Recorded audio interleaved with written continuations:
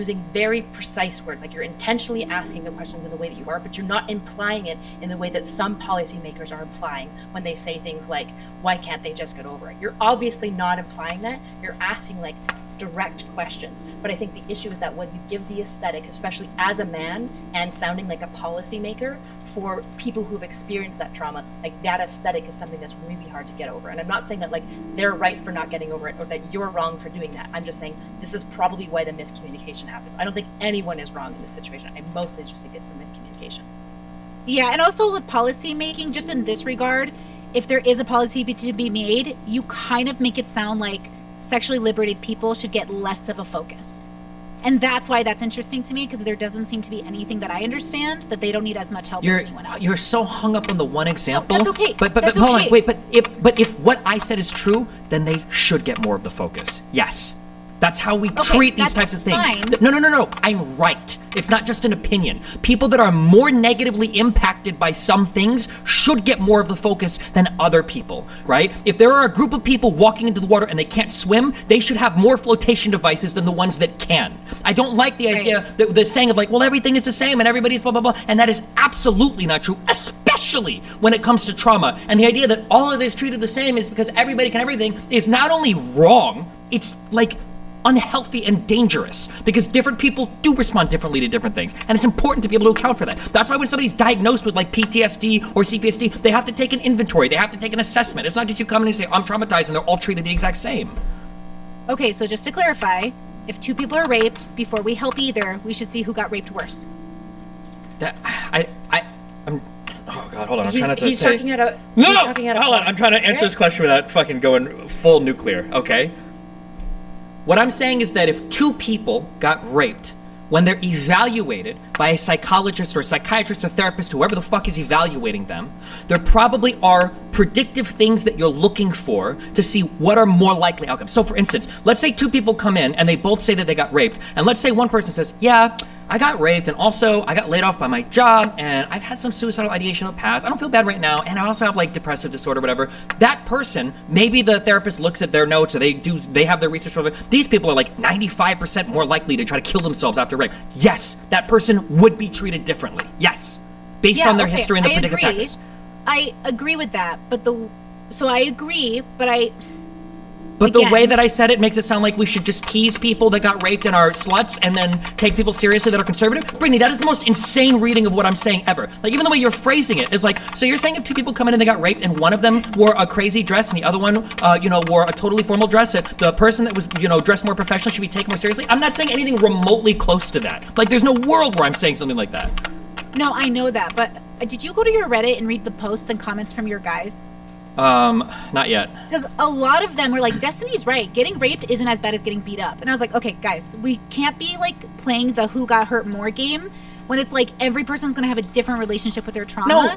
The point is, Sorry, I understand. Yeah, go ahead. Sorry. Just so what I'm saying is, I understand that I was in my feelings. I'm fully admitting it when I initially called you. But now that I've had time to observe and go on your Reddit and see what people are saying, there is a split in conversation.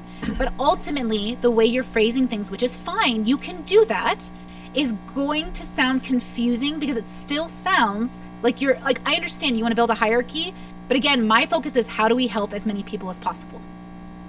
And it doesn't matter who's in line first. Helping as many people as possible sometimes requires building a hierarchy, right? Absolutely. From a societal perspective. Wait, how can you keep agreeing with me when I'm saying the exact opposite of what you're saying? Because we're talking about different things. Individuals. She's talking about like her as an individual. Even as an individual, it would be the same. If I had two children and one came to me and their arm was chopped off and the other one had a paper cut, I'm triaging. I'm going to treat, like with the medical research I have, the one who's bleeding out of their body. Even on an individual level, what I'm saying is true. I'll give you an example. My sister and I grew up in the same family because she was a straight A student and never caused trouble. Her like all her trauma was neglected because I was a loud child. I threw tantrums. I rebelled. My parents gave me all the attention.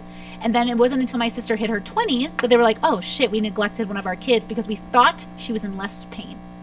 And what I'm saying is just because it looks like they're in less pain doesn't mean they are, or maybe they're just in a different kind of extreme pain that's the same but different. So I'm just more focused on not forgetting that even if trauma doesn't look traumatic, I get neglected all the time in different ways because I'm like so strong and stuff. People are like, Brittany doesn't need help. Brittany doesn't need help.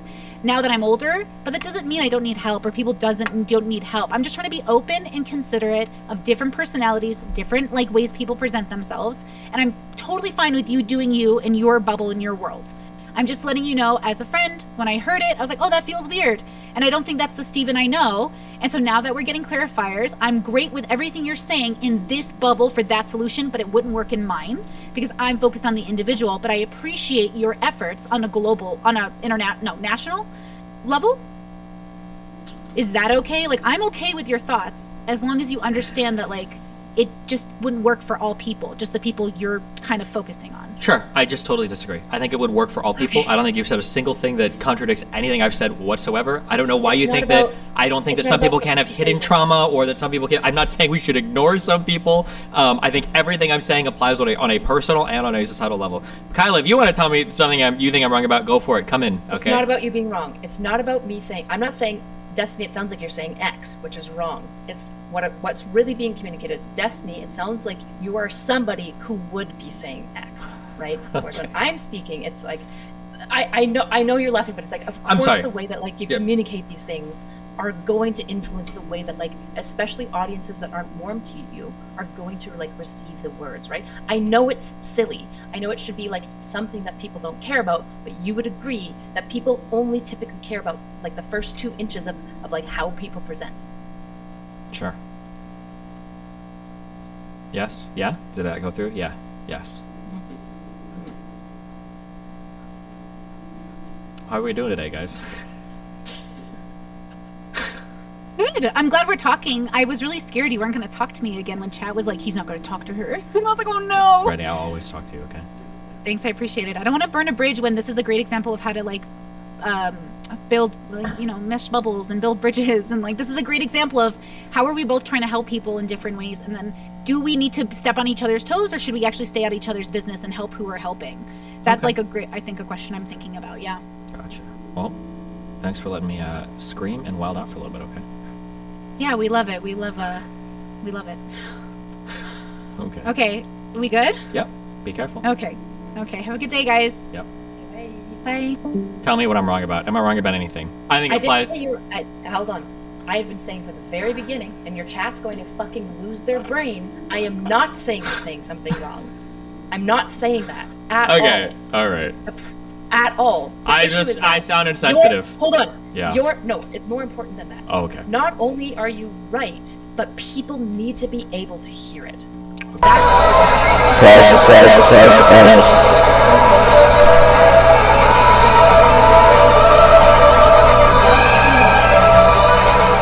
And dismissing people's rights is bad. So we need as a society a more like, I don't know, just not even more sophisticated, just a better way of how we're approaching this type of conversation. The issue is, in my mind, it's like an unironic, like, I hate you for saying the main thing is that, like, conversations like this, I think if you're not really mindful of the way that, like, you sound when you communicate it, you're going to fall on deaf ears. And I think that this is the exact ways that you did, for example, like, when I go on Fresh and Fit, there are 2 ways that I can approach a conversation with them about, like, women. Right? One way is going to communicate to them that I'm a feminazi who hates men. And another way is going to communicate, I understand your side, blah, blah, blah, blah, blah. Even though I'm saying the same shit. Because of course how you sound matters. Like, of course they do. And anyone in chat... Okay, you know what? Are you... Like an listen. actual autism. Okay. Like, I don't know what Here, I'm saying. you ready? Are you bored? Can I pay you for work? Possible. Okay, I will pay you verbal contract. I'll give you $100, okay? If you want to go through like 20 or 30 minutes of my video with Brittany, and can you tell me where I say something where it's like, oh, Steven, when you said this, it kind of sounds like you want women to get raped and you're blaming them for it. Can you do that for me? I just want to hear a part where like, you should have phrased this better, or you should have, okay, I'm being hyperbolic. But like one part where like, when you say something like this, it comes off like this. I'm just super curious. Because my perception of it, I'm gonna kill you first. My perception of it is that it's a lot of like personal feelings and sensitivity on the other side that like I don't think I can accommodate. I don't think I can reasonably accommodate in that conversation. I think the only answer would be to just not talk about these things. That's what it feels like. Sure. Sure. I will. You're maybe. I will absolutely look through and see if there's anything. It's possible that I'm completely wrong, and I'm just like, in my own feelings, are like, yes, it's right. But it's not to me about like rhetoric and tone specifically. Well, what you're talking about right now is exactly rhetoric and tone. That's exactly what we're talking about. I'm not trying to talk about that. Well, I don't know what you're trying to, but that's what we're saying. That like, listen, the type, like, it's literally what is it, ethos or pathos or whatever. Like, the person that you are makes you harder to sympathize with when you talk about these types of sexual assaults. People have heard other things in the past from people that say these types of things. Therefore, they might mix up. So you need to be careful to like couch your language in as much understanding discourse as possible, or be aware of this, or make this concession, blah blah blah. Like, it's all like, and that's not rhetoric's not necessarily bad, but that is fundamentally, because if you're saying like, oh well, I think that you're correct about everything you're saying. It's just like for some reason people might misinterpret or whatever. Like feels like that's what we're talking about. Not that that's bad. I'm not trying to. I'm not sedging you. Yeah. It's not who you are. It's about some people not believing you're saying something that you're not. Right. It's about people reading into implications because you are talking like the way somebody who would be talking when they mean this. Sure. It's just about that, right? It's the friend who acts like a persnickety old man, but they're actually like super nice. Sure. Everyone It's the thinks part that of my even though they're not. yeah. It's the I wrote. There's a small part of my huge anti-Vosh manifesto what was it? I think it was a Vosh manifesto, where I had written about that there's a problem where we are so scared of certain conversations that just by saying certain things, when we get so obsessed with dog whistles, we like think that somebody's being like hardcore bigoted when they're not. ContraPoints gave an example of one of her videos where there was an image of a white lady holding a white child and it says we need to protect our future, and her first response was, holy shit, this is a Nazi ad, but it was just like some like fucking like homeless adoption shit or something. Because like we get like so hardcore into like if you say anything but that I think that reinforces my earlier point where it feels like you even asked the question of like, can our backgrounds mediate our trauma responses? That like you're blending rape victims. I don't think that's fair. I think that's an insane reaction, but I think that's super normalized in society. Or like, do black people go to prison because they commit more crime? Like if you say that, it's like, oh my god, you're racist, you're a race realist. It's just like instant, and it's like I think that's a problem. That's like a bad thing. Yes, I would agree that it is a bad thing. People are so quick to like out and yeah, and then the conversation can't even happen, right? Or like maybe boys need more help in school. Like that's a conversation we can't even have in society, and it's poor. Yeah, go ahead, sorry. But what would you say if, for example, I went on Fresh and Fit, and in every way I said everything that I had said, but I said it in like I communicated it with a very different aesthetic. So like rather I'd be than hypercritical of you. Yeah. Why? Because you're entering another domain where the expected behavior is going to be far different. If I went onto a panel and the panel was like, this is a whole bunch of sexual assault survivors, let's talk, my conversation is going to be way fucking different than me talking to my stream about how I feel or about questions that I have about these things. I would never in my life go up to a rape victim and be like, do you think that maybe if you weren't such a prude about sex, you wouldn't have cared about getting raped so much? I would never say that in my life. That's an insane thing to say, right? But if you were talking on your stream about something, I wouldn't be like, Kyla, when you say these things, people like Fresh and Fit, they're going to think that you're being totally fucking crazy. Because I imagine you say, okay, yeah, well, when I'm on Fresh and Fit, I would act in a different way. But this is just me talking to my audience on my stream. Sorry. Right. The issue is that, like, when we're talking about tone and rhetoric, it feels like an acute issue.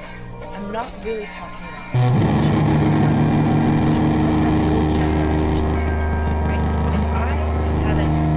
chronic episodes, not acute. Let's imagine I go into a feminist panel and I use all the right rhetoric and tone and everything. But when they go to my channel, they say constant shit that's very picky energy, right?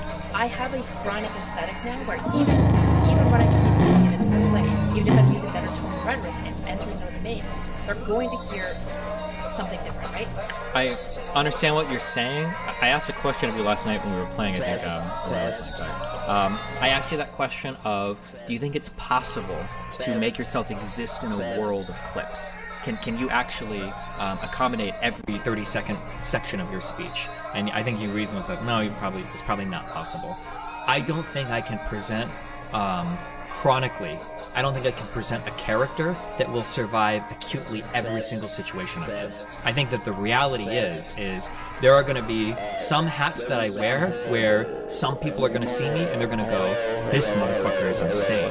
I saw Destiny was the kindest, nicest person ever when he was talking about black women, and now here he is on a progressive panel saying maybe we can't blame slavery for every single problem with black community. I thought this guy loved black people, and now he sounds like a fucking conservative. That's just the reality of existing on all the different platforms. But I think that's going to be true of every human being ever. It's just more out front when we're humans, right? The way that you would act with a boyfriend or girlfriend is going to be way different than how you'd act in church, or how you'd act in front of their parents, or how you'd act in front of teachers, or how you'd act in front of your children, right? Like if my child had access to me, I guess I'm not a good example because I'm a streamer, so they do. But like, imagine if your child had access to you 24/7. There would be a lot of stuff that it would have a really hard time. Like, well, listen, like that's where all the like. Well, sometimes when adults are doing this, like it's different, or sometimes adults don't mean the things they say. But like, it's impossible to exist in a chronic manner where it would survive every single acute interaction, in my opinion. Sure. Yeah. Are you hearing me say that I'm saying that you're doing something wrong with you need to change something? Yes.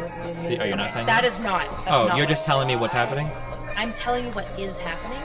You can, like, I'm just telling you what is happening. This is why people are coming away with this. Generally, you're chronic, like, aesthetic, right? People don't think, for example, that you're a guy who flies out 20 girls every week and fucks them and, like, flies them home and ignores them for the rest of the life. Because you don't give that vibe to them. Even though you're rich, you're young, you're famous, you're charismatic, you're decent, you're handsome, right? You just don't communicate that to anyone. No one would do it. I'm really not here trying to say, you need to change how you appear. It's just, all I'm saying is, in the conversation, for example, with Brittany, I get that she was coming into your space, but in a conversation where people are already wondering about like how much of an asshole, how you're cold about things, then you're talking to a rape victim and you're asking questions that communicate an aesthetic that some people are not going to like be able to hear what you're actually saying. Some people will buy it. In that situation, if you wanted to counter that happening, you could juxtapose your current conversation against your general appearance. So in the general appearance, you